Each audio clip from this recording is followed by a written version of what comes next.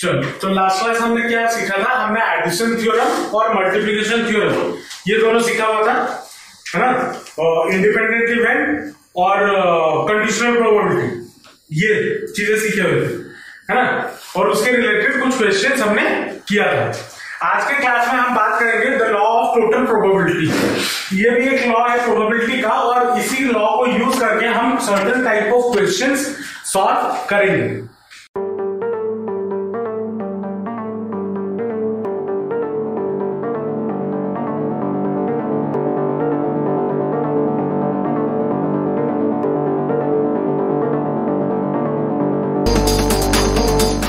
अब ये क्या बोलता है? अगर मान लो आपके पास, मैं एक छोटा सा केस दे रहा हूं, ठीक है? उसी को यूज करके हम इस लॉ को समझेंगे। मान लो आपके पास एक बैग 1 है और दूसरा एक बैग 2 है, ठीक है? इसमें कुछ रेड बॉल्स हैं और कुछ ब्लैक बॉल्स हैं। वैसे ही इसमें कुछ रेड बॉल्स हैं और कुछ ब्लैक बॉल्स हैं, ठीक है? अब क्वेश्चन ये आता है, मान लो आपको गिवन है एक बैग 1 बैग 2, इसमें सर्टेन बॉल्स हैं, इसमें भी सर्टेन बॉल्स हैं।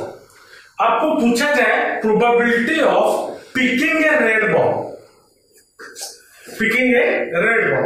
अब रेड बॉल दो जगह पे मौजूद है, एक तो यहां पे, दूसरा यहां पे।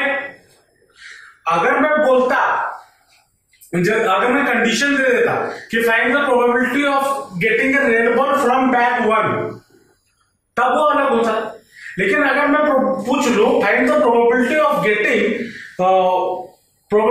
गेटिंग ए रेड बॉल, तब क्या करें? तब तो लोचा हो जाएगा, क्योंकि यहां पे हमें कोई कंडीशन गिवन नहीं है। अब इसमें हमारे पास दो ऑप्शन भी आ जाता है, और अगर हम मान लो सिर्फ एक बैग होता तब हम निकाल देते, लेकिन यहाँ पे दो बैग है, तब क्या है? तो उस कंडीशन में हम यूज करेंगे लॉ ऑफ टोटल प्रोबेबिलिटी। अब इसका फॉर्मूला क्या है, अब इसको जरा समझते हैं। मान लो आपके पास एक सैंपल स्पेस है S, सैंपल स्पेस मान लो आपका क्या है S, ठीक है? और इवेंट्स आपके क्या क्या है? मान लो E1 E2 dot dot dot EN, जो कि म्यूचुअली एक्सक्लूसिव है।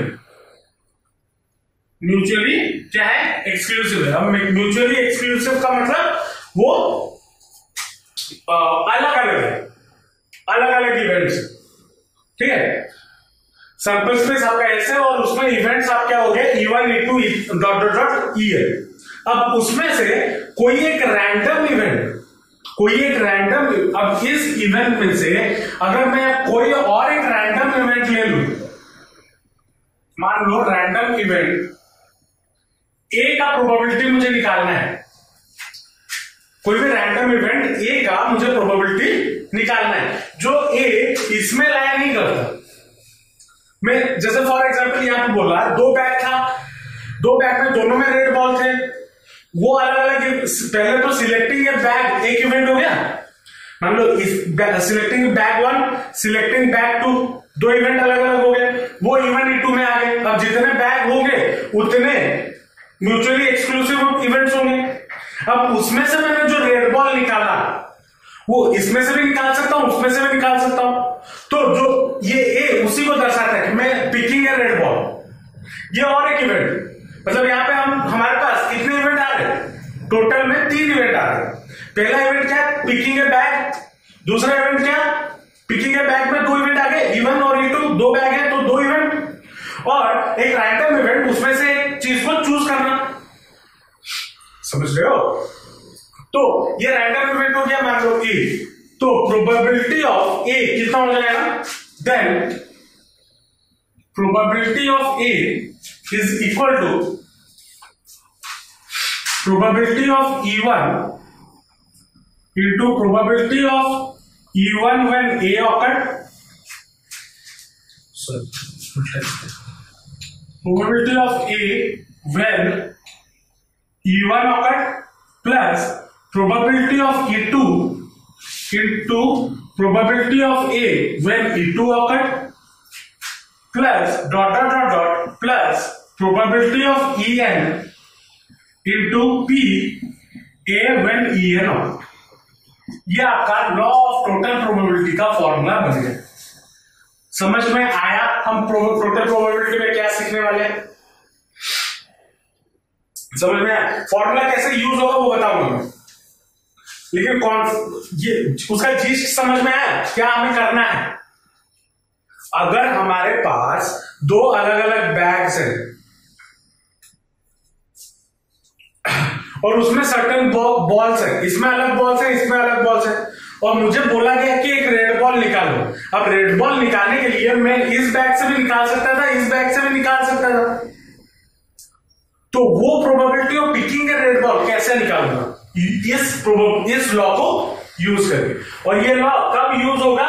जब आपके पास अगर एक सर्टेन सैंपल स्पेस है और आपके पास सर्टेन म्यूचुअली एक्सक्लूसिव इवेंट्स है जो कि है E1, E2, E3 dot dot dot En, और आपका जो रैंडम इवेंट है जो आप करने वाले हो, जिसको आप पिक करने वाले हो, वो भी तो एक इवेंट ही होगा ना, तो उसका प्रोबेबिलिटी इस फॉर्मूले से निकलेगा। ठीक है, क्वेश्चन करेंगे तो और डिटेल में समझ में आएगा। पहले ये चीज लिख लो, क्वेश्चन पे चलेंगे। चलो तो अब आते हैं क्वेश्चन पे कि हमें लॉ ऑफ टोटल प्रोबेबिलिटी में क्वेश्चन कैसा मिलेगा। पहला क्वेश्चन क्या बोला है? ए bag contain 4 red and 3 black balls and the second bag contains 2 red and 4 black balls. ठीक है, अब यहां पे बोला है 1 bag is selected at random, मतलब 2 बैग है, 2 में से कोई एक रैंडमली कोई एक बैग चूज किया है।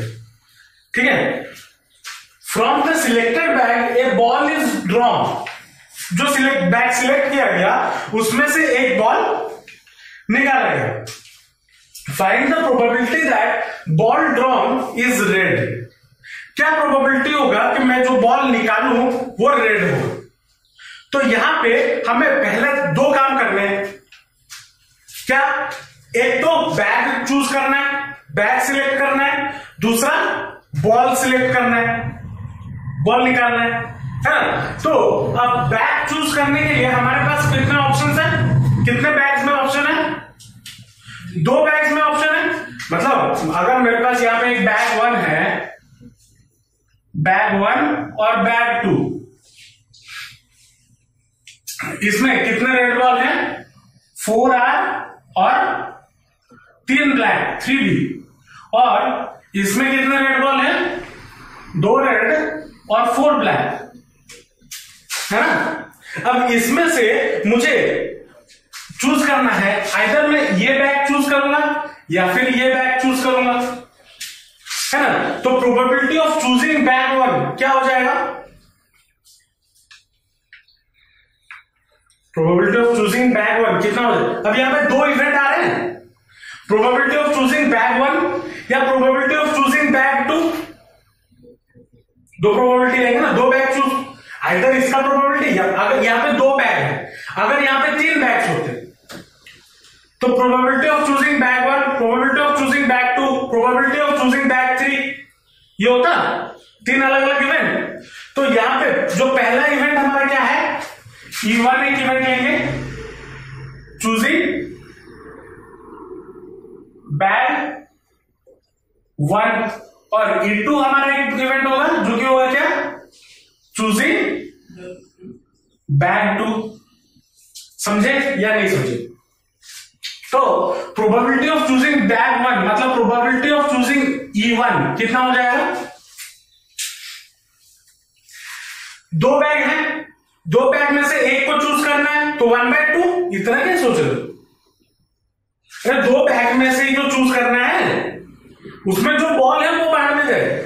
2 बैग हैं, मैं अभी मेरे हाथ में 2 पेन मैंने पकड़ लिया, probability of choosing black marker by Anushka क्या हो जाएगा? 2 पेन में से कोई एक को चूज करना है, खत्म कहानी।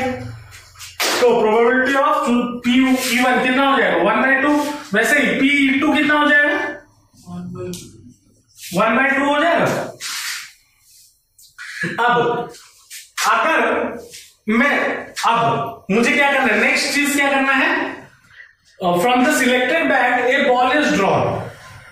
ठीक है, मतलब अब ड्रॉइंग ए बॉल एक तीसरा इवेंट हो गया। अब उसको मैं मान लेता हूं A drawing a ball drawn is red. इसका प्रोबेबिलिटी, अच्छा, ए बॉल इज ड्रॉन, ये निकालना है ना। ये हमारा क्या इवेंट हो गया, एक बॉल ड्रॉ किया गया। अब बॉल जो ड्रॉ किया गया वो कौन सा कलर का होगा, रेड कलर का। Red ball is red ball is draw. चलो ये लिखो, ठीक है। अब रेड बॉल मैं इसमें से चूज कर सकता हूं या फिर इसमें से चूज कर सकता हूं, है ना।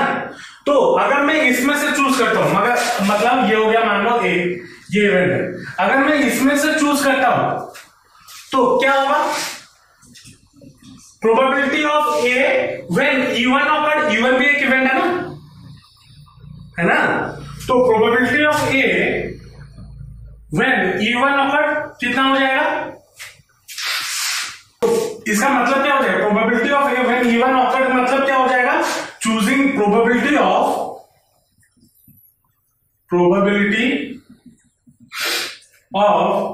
choosing a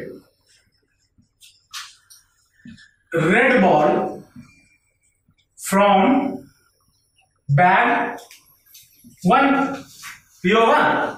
तो कितना हो जाएगा, probability of choosing a red ball from bag 1। Bag 1 में कितने बॉल्स हैं, रेड बॉल 4। क्या हो जाएगा प्रोबेबिलिटी, 4/7, ये हो जाएगा। अब अगर जब मैंने ये बॉल चूज किया था, मतलब ये बैग चूज किया था, तो probability of A when even awkward मुझे कितना मिला, 4/7। अगर मैं ये बैग चूज करता तो प्रोबेबिलिटी मुझे कितना मिलता, probability of A when E2 awkward कितना मिलता, 2/6 या फिर 1/3 ये मिलता। मतलब probability of A when E2 awkward, इसका मतलब क्या हो गया, probability of choosing a red ball from bag 2 कितना हो जाएगा, 1/2 या फिर 2/6, 1/3 ये होगा या नहीं होगा। अब उसके बाद हाँ, लेकिन मुझे निकालना क्या है, मुझे निकालना है find the probability that the ball drawn is red. मतलब मुझे क्या निकालना है, मुझे क्या चाहिए, प्रोबेबिलिटी ऑफ ए चाहिए ना, we require probability of A क्या है, रेड बॉल इज ड्रॉन, ये रेड बॉल इज ड्रॉन है ना, ये निकालना है। तो कैसे, आप देखो, चूजिंग दिस वाला बैग एंड दिस वाला bag they are mutually exclusive. Exclusive मतलब मैं इसको चूज करूं मुझे अलग रिजल्ट मिलेगा, इसको चूज करूंगा मुझे अलग रिजल्ट मिलेगा, तो एक्सक्लूसिव हो गए दो अलग अलग। तो यहां पे हम क्या लगाएंगे, लॉ ऑफ टोटल प्रोबेबिलिटी। तो उसका फॉर्मूला क्या है, P of A is equal to P of E1 into P of A when E1 occurred plus probability of E2 into probability of A when E2 occurred। अब सारा values डाल दो, 1/2 into कितना, 4/7 plus 1/2 into 1/3 which is equal to कितना हो जाएगा, 2/7 plus 1/6 और इसका एलसीएम 42, 12 प्लस 7 19/42, ये हमारा required answer. Probability of choosing a red ball from both the bags क्या हो जाएगा, 19/42। समझ में आया या नहीं है। नेक्स्ट क्वेश्चन पे आता है। नेक्स्ट क्वेश्चन क्या बोला है, ए bag contains 4 white ball and 5 black ball. ठीक है, another bag contains 6 white ball and 7 black ball. a ball is transferred from bag 1 to bag 2 and then a ball is drawn from bag 2. Find the probability that the ball drawn is white. इसको जरा question को diagrammatically समझते हैं। मान लो ये आपका bag 1 हो गया, ये आपका बैग 2 हो गया, ठीक है। इसमें व्हाइट कितने हैं? W, W, W और W। 4 व्हाइट है और 5 ब्लैक है। 1 2 3 4 5 ब्लैक ब्लैक ब्लैक ब्लैक और ब्लैक, ठीक है। और एक दूसरा बैग है जिसमें 6 व्हाइट बॉल है, 2 3 4 5 6 W W W W W W और ब्लैक कितने हैं? 7 है। 3 4 5 6 7 और black B B B B B B और B। ये क्वेश्चन है, ये मान लो आपका बैग 1, मान लो कि ये बैग 1 है और ये है बैग 2। क्वेश्चन में बोला है पहले समझते हैं। 2 बैग है, a ball is transferred from first bag to the second bag, ठीक है। ये ऐसे आराम से रखा हुआ था। क्या किया गया? इसमें से एक बॉल निकाला गया और इसमें डाल दिया गया। अब जब मैं इसमें से एक बॉल निकालूंगा, हो सकता है मैं व्हाइट बॉल निकालूं और दूसरा क्या हो सकता है, मैं ब्लैक बॉल निकालूं। समझ आया या नहीं है?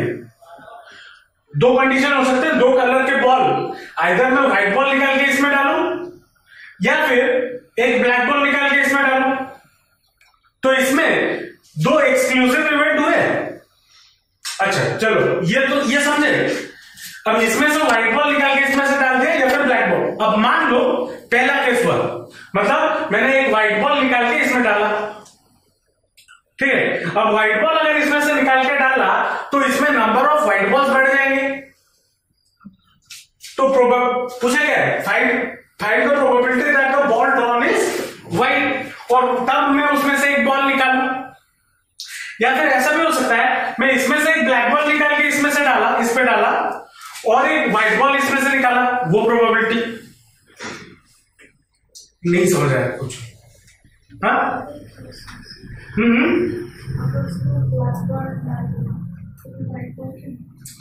क्वेश्चन क्या पूछा है?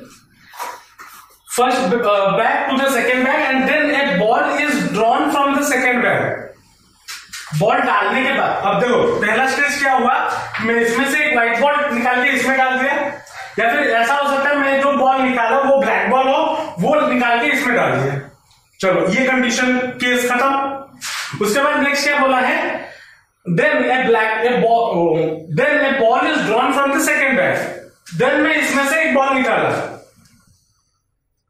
ठीक है। अब जो बॉल निकाला उसका प्रोबेबिलिटी पूछा है, find the probability that ball drawn is white. मतलब पहला चीज, अगर मैं यहां से व्हाइट बॉल निकाल के यहां पे डाला होगा, जो पहला केस था, तो यहां पे number of white balls increase हो जाएंगे और टोटल नंबर ऑफ बॉल्स भी इंक्रीज हो।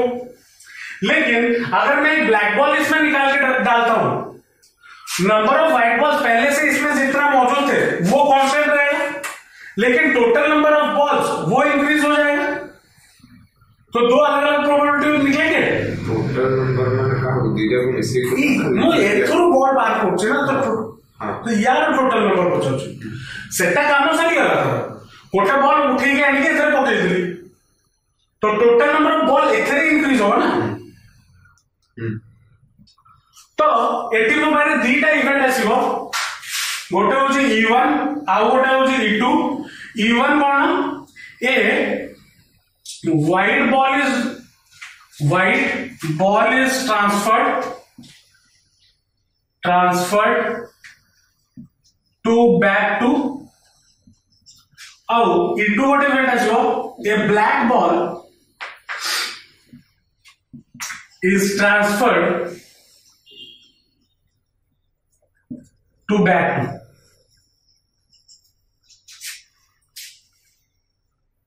होगा? चलो, तो तो अगर ये है तो प्रोबेबिलिटी ऑफ इवन कितना हो जाएगा?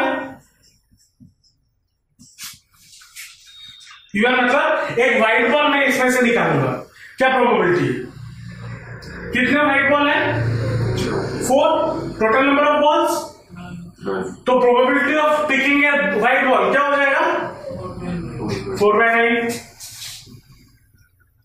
अब दूसरा P ऑफ E2 क्या हो जाएगा?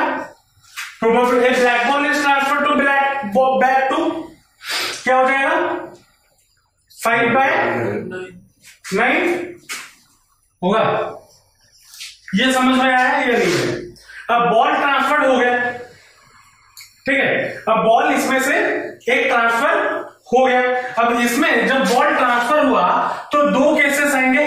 क्या 2 केसेस? एक तो एक व्हाइट बॉल ट्रांसफर हुआ और दूसरा एक ब्लैक बॉल ट्रांसफर हुआ, है ना। तो अगर व्हाइट बॉल ट्रांसफर हुआ होता, अगर एक व्हाइट बॉल ट्रांसफर हुआ होता तो क्या होता? प्रोबेबिलिटी ऑफ ए में एक इवेंट ले लेता हूं, एक इवेंट ले लेता हूं जो कि क्या है? Probability of that ball drawn is white, मतलब white ball is drawn, white ball is drawn from bag two, है ना।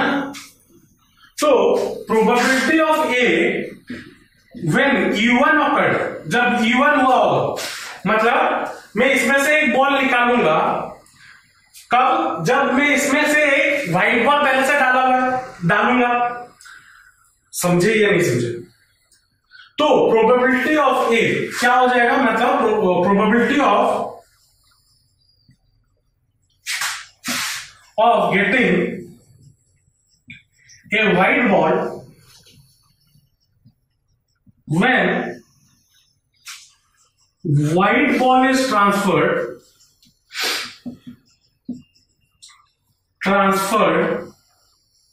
from back 1, तो क्या हो जाएगा? जब, अब इसको समझना, एक व्हाइट बॉल जब मैं इसमें डालूंगा, एक एक्स्ट्रा व्हाइट बॉल आ जाएगा यहां पे W। जब इसमें से मैं एक व्हाइट बॉल निकाल के डालूंगा तो इसमें से व्हाइट बॉल एक आ जाएगा। तो probability of getting a white ball from this bag क्या हो जाएगा? कितना व्हाइट बॉल है? 6 1 7, 7/1 2 7, और ये कितना था? 7 ब्लैक बॉल, तो 7 7 14, मतलब 1/2। Probability of getting a white ball कितना हो जाएगा? विच इज इक्वल टू कितना? 1/2 होगा। अब probability of A when E2 occurred, मतलब probability of getting a white ball when black ball is transferred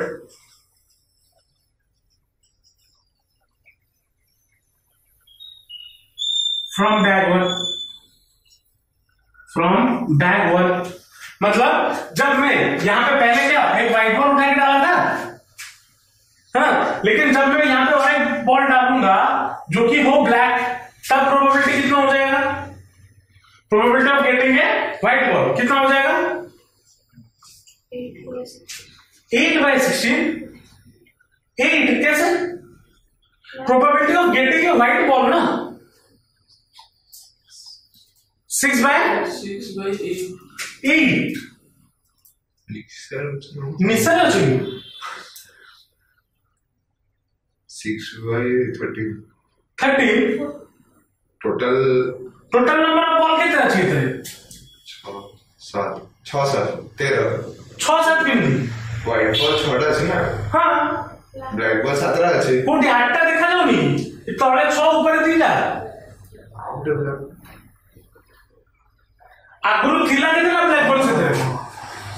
7ଟା black ball ଥିଲା ନା। ମୁଁ ଗୋଟେ ବଲ୍ ଏଥିରୁ ବାହାର କରିକି ଆଣିକି ପକେଇଲି, ଆଉ ଯୋଉ ବଲ୍ଟା ପକେଇଲି ସେଟା ବ୍ଲାକ୍। 6/14 तो probability of getting white ball from this bag क्या होगा? 6/14. तो कितना हो जाएगा? 6/14 विच इज इक्वल टू 3/7. ये होगा. अब क्वेश्चन मुझे पूछा क्या है? Probability of getting a ball, drawing a ball that is white. मतलब मुझे प्रोबेबिलिटी ऑफ ए निकालना है. प्रोबेबिलिटी ऑफ ए क्या हो जाएगा? दो एक्सक्लूसिव इवेंट है, तो probability of E1 into probability of A when E1 occurred plus probability of E2 into probability of A when E2 awkward. तो कितना हो जाएगा?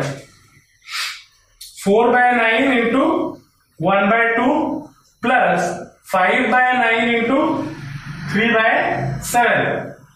ये कटा तो ये 3 हो गया, ये कटा तो ये हो गया 2/9 प्लस 5/21. सॉल्व करो, कितना आएगा? एलसीएम कितना होगा? 9 और 21 का 63. तो 9 7 14 plus 15 which is equal to 929/63. ये हमारा रिक्वायर्ड आंसर है. समझ में आ रहा है क्या है? देखो दिमाग में घुसाओ अच्छे से, नहीं तो है बहुत इजी. अगर प्रैक्टिस नहीं करोगे तो पूरा डुबा देगा काम. क्वेश्चन को एनालाइज करना है. चलो नेक्स्ट क्वेश्चन पे आते हैं. नेक्स्ट क्वेश्चन क्या बोला है? 2/3 of the student in a class are boys and the rest are girl. मतलब एक क्लासरूम है, उस क्लासरूम में 2/3 लड़के हैं और लड़के रेस्ट क्या है? लड़कियां. तो लड़कियां कितने हुए? अगर 2/3 लड़के हैं तो लड़के कितने हुए? 1/3, 1/3.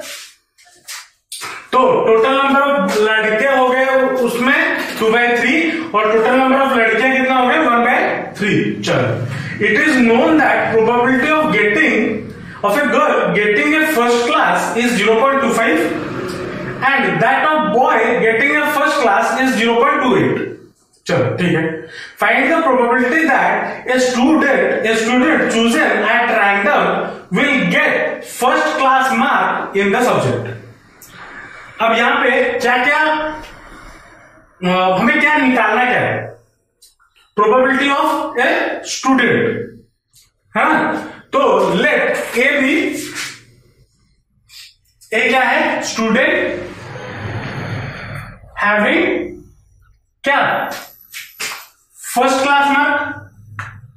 यह ना? अरे हाँ, यह ना, यही तो चूज करना है, यही निकालना है. प्रोबेबिलिटी ऑफ ए.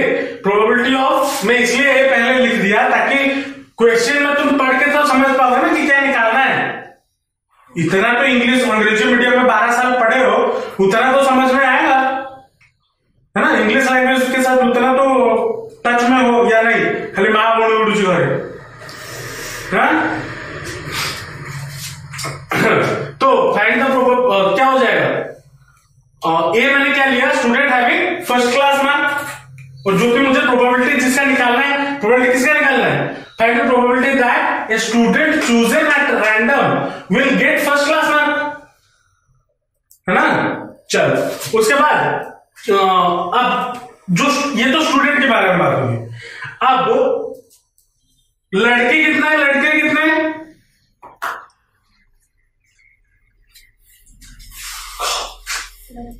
लड़के 2/3. Let E1 is equal to number of boys और E2 equal to number of girls, है ना? मुझे निकालना क्या है? PA निकालना है. अब P ऑफ E1 कितना हो जाएगा? कितना है? 2/3 और P ऑफ E2 कितना है? 1/3. अब इसमें गिवन क्या है? अब इधर आते हैं. It is known that the probability of a girl getting a first class is इतना. मतलब प्रोबेबिलिटी ऑफ वो स्टूडेंट जो फर्स्ट क्लास मार्क लाएगा वो लड़की हो, उसका क्या प्रोबेबिलिटी है? 0.25। मतलब प्रोबेबिलिटी ऑफ ए, या फिर ऐसे लिखें, a girl, a student,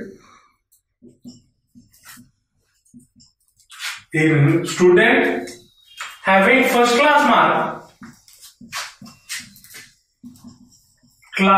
mark is a girl। ये कितना गिवन है? 0.25 ये गिवन है। मतलब probability of student having first class mark क्या है? ए।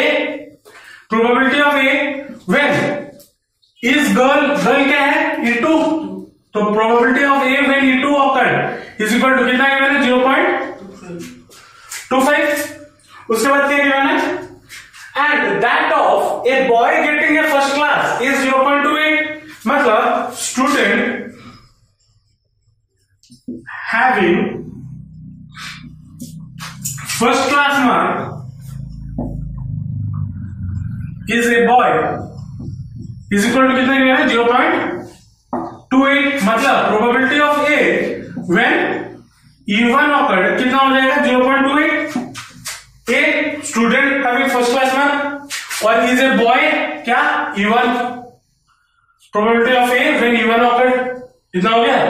अब by law of total probability हमें क्या पता है? P of A is equal to कितना होता है?